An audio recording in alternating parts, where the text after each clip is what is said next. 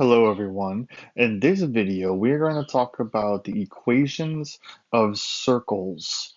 And these are on the coordinate grid because we actually have, points. So we're on the coordinate grid and we want to find a couple of equations of circles. So the first equation, this is called center radius form. And there's a reason we're going to call it that is because it tells us the center point, and then also tells us the radius of it. So the center point is going to be h and k, or these are going to be numbers.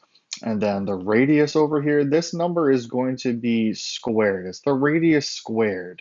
So if I give you, like down here in this example, 16, this is the radius squared. So you would have to do the square root of this number over here in order to get the radius, but we'll get to that in a second. So how did we get the center radius form? We're going to take a look at this picture right here. So we have a circle. It's centered at the point HK, just for general, and we have a radius over here going to XY, which is on the circle. So they dropped down the vertical line and a horizontal line, making a right triangle here.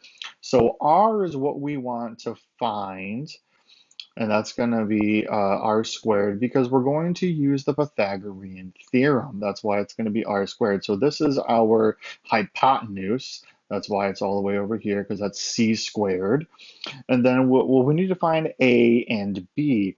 Well, if I wanted to find this leg right here, this point right here, if you went straight down, this would be value h because it's the x term of our center point. And this value right here, if we kept on going down, would be x because that's the x value of our point on our circle. So if we wanted to find the length of this, we would have to do x minus h to get that. And then similarly, we do the same philosophy to find this leg over here, except this one, if we go all the way over here, this is the k, which is the y value of our center point. And if we went from this point over here to the y-axis, that's y, because that's the y value of our point on the circle. So to find this, we would have to do y minus k to get this leg right here. So then, of course, like I said, we're going to perform Pythagorean theorem, and that's exactly how you get the center form. So we get x minus h squared, and then we add to that y minus k squared, which is our a and our b, and then our radius, which is squared. So one thing that we need to be aware of is that h and k, they are being subtracted in these formulas. So we just need to flip the signs.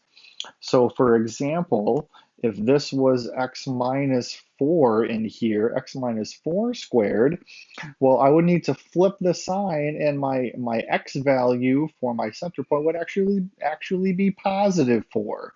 And the same thing goes for the y minus k. If it's y minus 6, it would be a positive 6. If it's y plus 6, it would be a negative 6 for your y value. Okay, let's just do our example right down here really quick. So state the center point and the radius. Okay, well, we know that we need to flip the sign. So right now, this says x minus 5. So I just need to switch that to positive 5. And that's my x value for my center point. And then over here, I have y minus 6. So I'm going to flip that sign to plus 6. So that's 5, 6 for the center point. And then remember, this guy right here is actually r squared.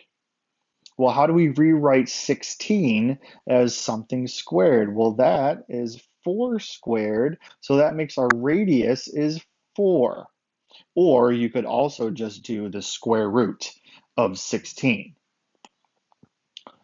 Or just do the square root of 16, which equals 4. So this is going to be our radius. Radius is equal to 4. All right. So just remember to flip the signs. That's the tricky part that a lot of students make mistakes with. Flip the signs when you are trying to find your center point here.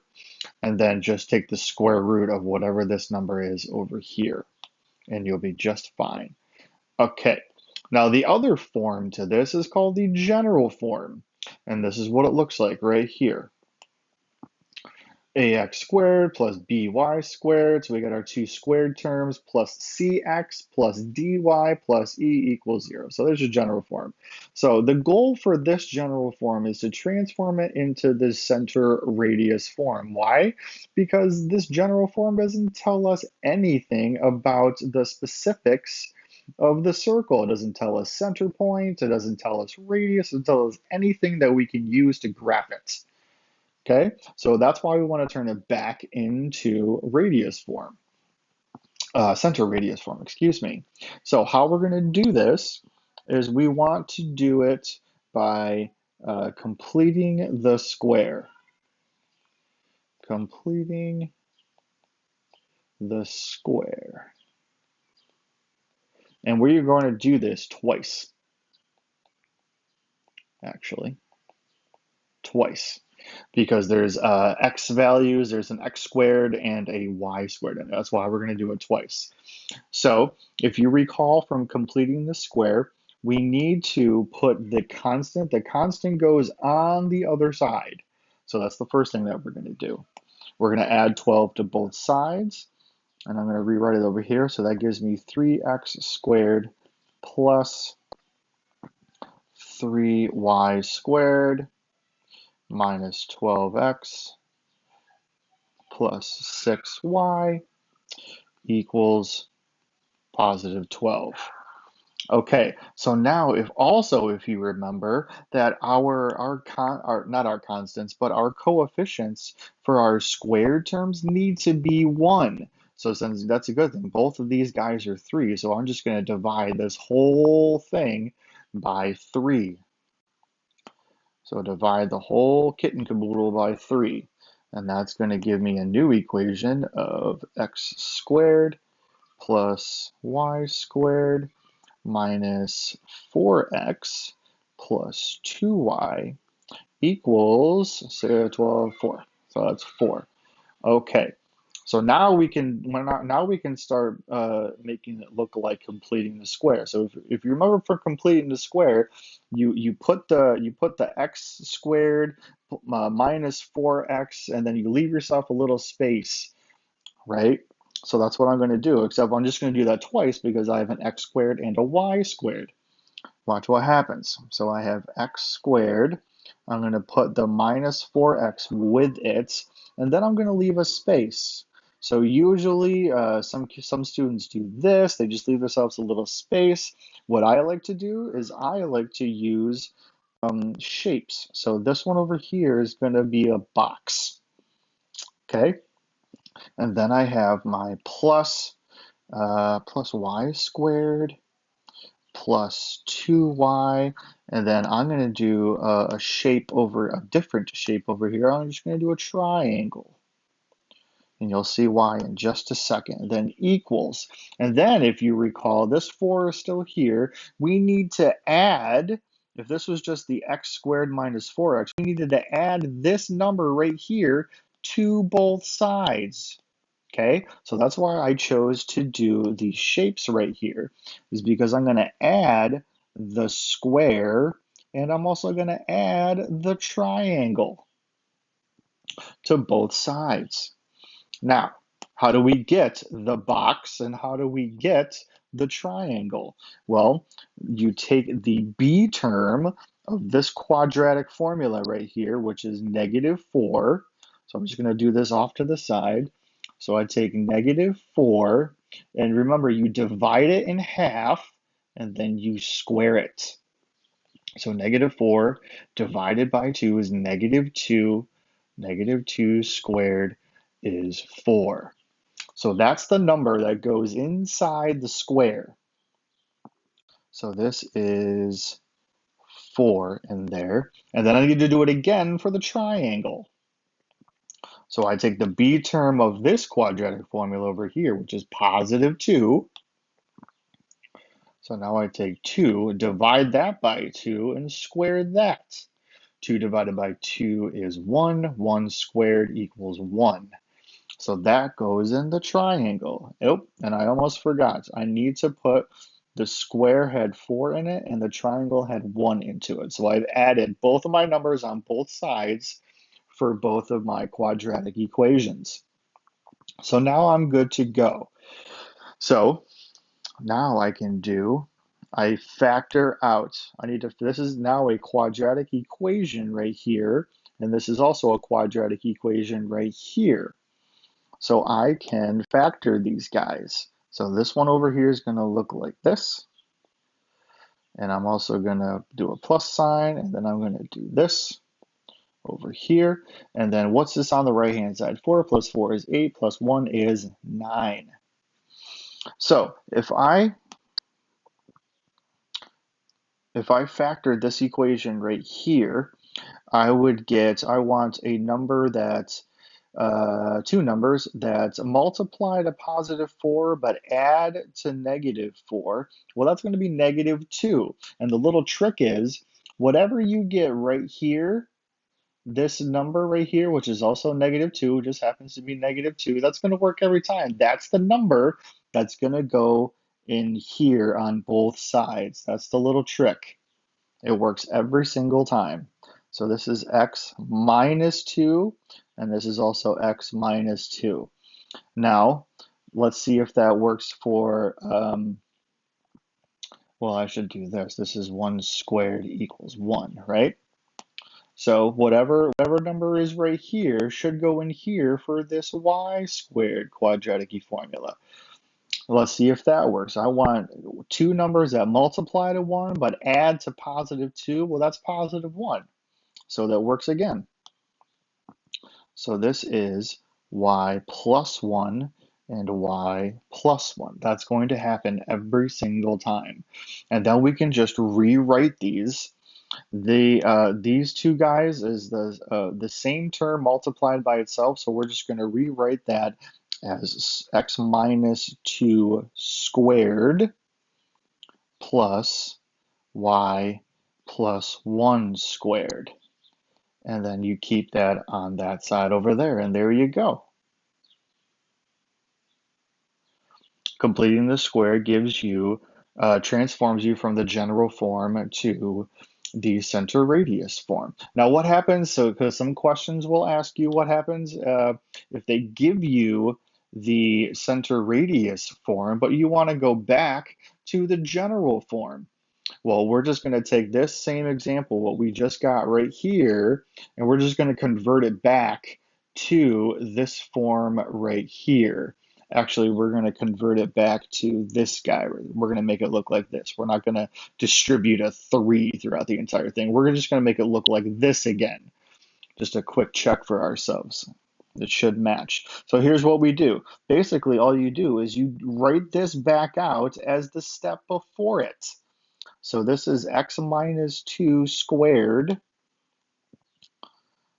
So this is x minus 2 squared. We rewrite that as x minus 2 times x minus 2, and then we add to that, do the same thing with the y plus 1 times y plus 1 equals 9.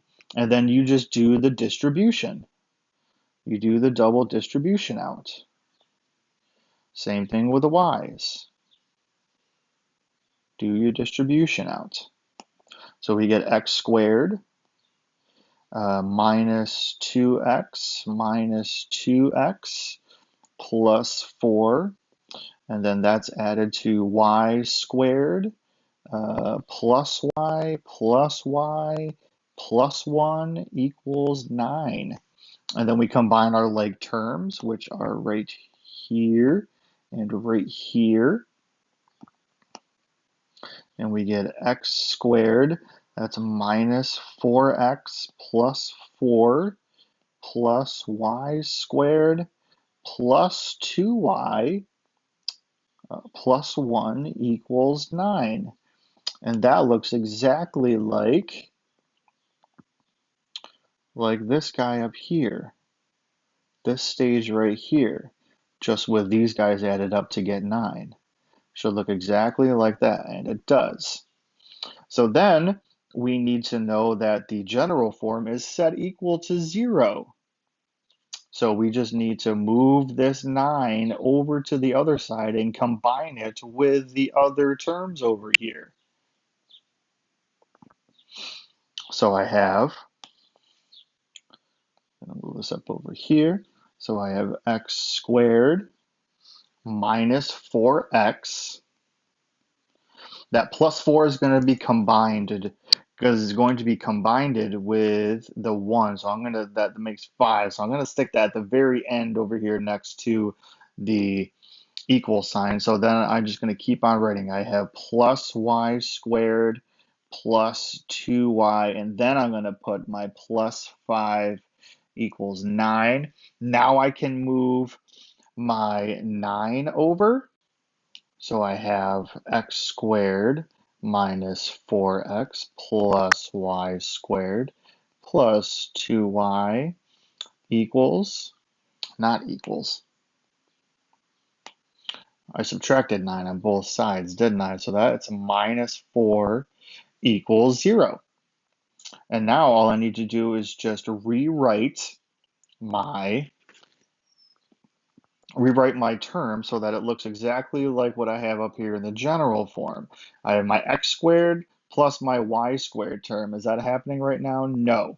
And then I have my x's, so let's just rewrite that first. I have my x squared term plus my y squared term, and then I want my x term plus my y term, right? X comes first and then y. So I have minus 4x and then plus 2y, and then my constant goes at the end. And there you go. That's how you turn it back into general form. If I wanted to go all the way back to the beginning here, I would just multiply the whole thing by 3. But if I moved this, if I in this equation right here, you'll see that it matches except for this 4 was moved over to the other side to get negative 4. But these two guys match each other. So that's my check for myself that I did this correctly. Okay, so all you do to go to convert it from center point back into radius form is to just do out the multiplication. Write out your squared terms as the one term times itself plus the one other term times itself, and then just do some algebra to get there. All right, so that concludes this video. Thank you for watching. I hope it helped. Again, as always, be safe and be healthy, and I will see you guys next time. Bye.